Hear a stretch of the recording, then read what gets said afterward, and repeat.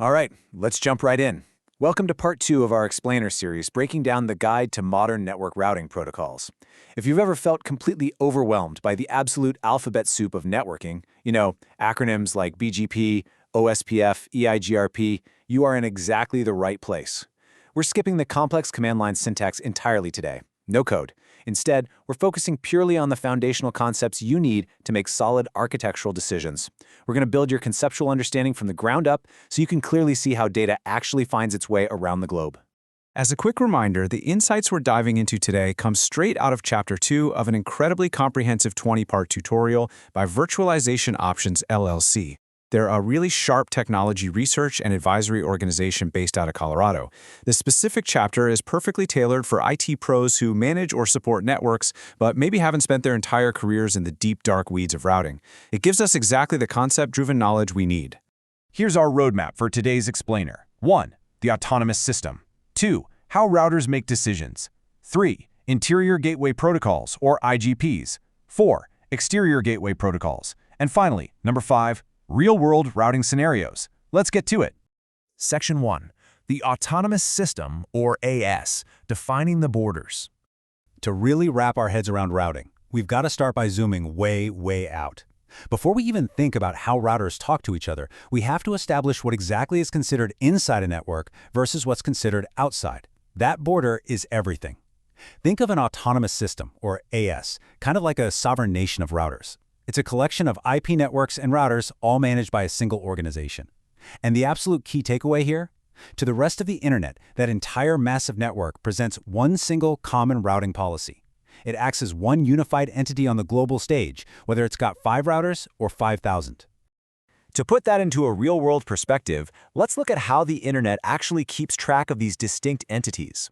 Every single autonomous system is assigned a unique identifier called an AS number, or ASN, by IANA. When you look at the global routing table, you aren't just seeing a messy web of random routers. You're looking at these massive organizational identifiers. Google, for example, operates primarily under AS 15169. Comcast, they operate as AS 7922. These numbers are quite literally the building blocks of the entire global internet map. Moving on to Section 2, how routers make decisions, the rules of the road. Okay, now that we've drawn our borders, let's zoom in on the internal logic of the routers themselves. They use very strict mathematical rules to direct traffic. First up is convergence, which is arguably the most critical concept in dynamic routing. Convergence is simply the process where all routers reach a consistent, accurate view of the network topology after something changes, say a link fails or a new network comes online. It's all about the speed of agreement. While they're figuring it out, traffic might get dropped or misrouted. Now, modern protocols like OSPF and EIGRP, they converge in a matter of seconds. But older protocols like RIP can take over 3 agonizing minutes to realize a link is even down. And let's be real, by the time RIP figures it out, your users are already on Twitter complaining about the Wi-Fi. In a modern enterprise, 3 minutes of downtime is an absolute eternity. So, how exactly do routers choose the absolute best path when they have multiple options? They use something called a metric. Think of metrics as the way routers keep score. But here's the wild part. Every protocol keeps score completely differently. RIP is super simple. It just uses hop count, literally how many routers are in the way. OSPF is quite a bit smarter. It uses cost, which is inversely proportional to bandwidth, so it actively prefers a blazing fast fiber link over a slow copper one. And then EIGRP uses a really complex composite metric that factors in both bandwidth and delay. But what happens if your router learns about the exact same destination from 2 completely different protocols?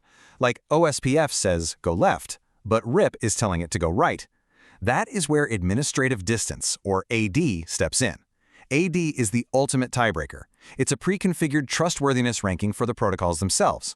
The router will always believe the protocol with the lower AD score, completely throwing out the metric of the competing protocol. It's basically the hierarchy of trust inside the router.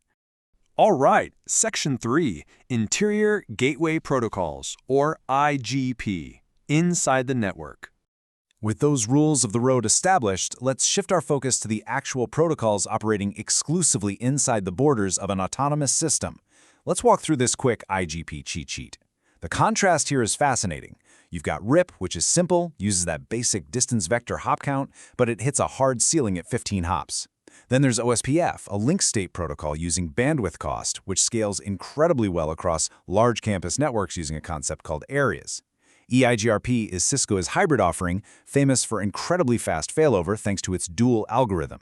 And finally, ISIS, another highly scalable link state protocol that is heavily favored inside the massive core networks of internet service providers. Picking between these really just comes down to matching the protocol to your specific network size and vendor setup. Section 4. Exterior Gateway Protocols, or EGP, connecting the world. So, pivoting from the inside of the network to the outside, how do totally different autonomous systems, like your company and your ISP, actually talk to each other? They use exterior gateway protocols. And to understand why we need a totally different tool for this, I really want this number to sink in for a second. Over 900,000. That is the current number of IPv4 prefixes sitting in the full internet routing table right now. If you tried to make an internal protocol like OSPF memorize 900,000 routes, it would literally collapse. To connect the world, we need a protocol built for an unimaginable scale. And that protocol is BGP, or Border Gateway Protocol. It's really the only EGP in widespread use today, operating strictly between autonomous systems. Now, contrasting this heavily with the IGPs we just looked at, BGP does not care about raw speed. Slow convergence is actually totally fine here, because when you are routing the entire internet, stability matters infinitely more than microsecond failovers. BGP is designed entirely for complex policy-based routing, which lets massive organizations dictate exactly how traffic enters and exits their global borders.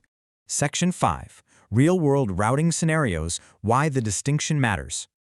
Okay, all this theory is fantastic, but let's bring it back down to earth. Why does an IT pro actually need to know the difference between an IGP and an EGP in the real world? Well, Chapter 2 reveals a very comforting truth. Most enterprise IT professionals will never, ever need to configure BGP. Seriously, the vast majority of typical enterprises just run a robust IGP like OSPF or EIGRP internally to connect their offices, and then they simply rely on a basic static default route pointing toward their ISP to reach the internet. BGP really only becomes relevant when you start dealing with serious multi-homed complexity. Let's paint a picture to show exactly what I mean with two vivid examples from the source text. Imagine a regional hospital network with 5 campuses. Inside, they run OSPF. It's simple, it's reliable, it just works.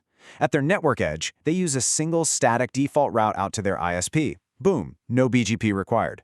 Now contrast that with a large university. They also use OSPF internally across their massive campus buildings. But because of their huge size and the absolute requirement for constant uptime, they actually hold their own autonomous system number, AS11537, and they run eBGP out to 2 completely different ISPs.